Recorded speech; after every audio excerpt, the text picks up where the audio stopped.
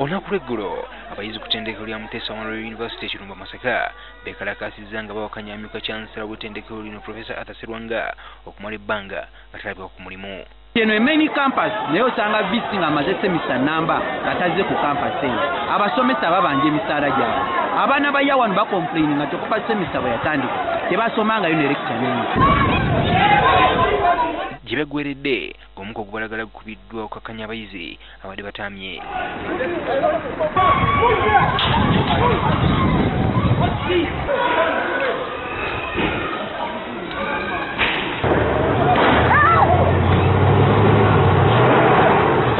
Eggulo amyuka aduumira poliisi mu maserengeta g'eggwanga Robert Walugembe yategeezezza ng'ettendekero lino bwe lyabadde liggaddwa okutuusa nga bavunaanyizibwa bagonjodde ensonga. Baggaddewo mu kaseera akatali kagere akatonotono nga bwe beetegereza ensonga zino ezivudde ku okwekalakaasa. Abayizi 11 okuli n'abakulira baakwatiddwa nga kigambibwa nti bano be baakulembeddemu okwekalakaasa.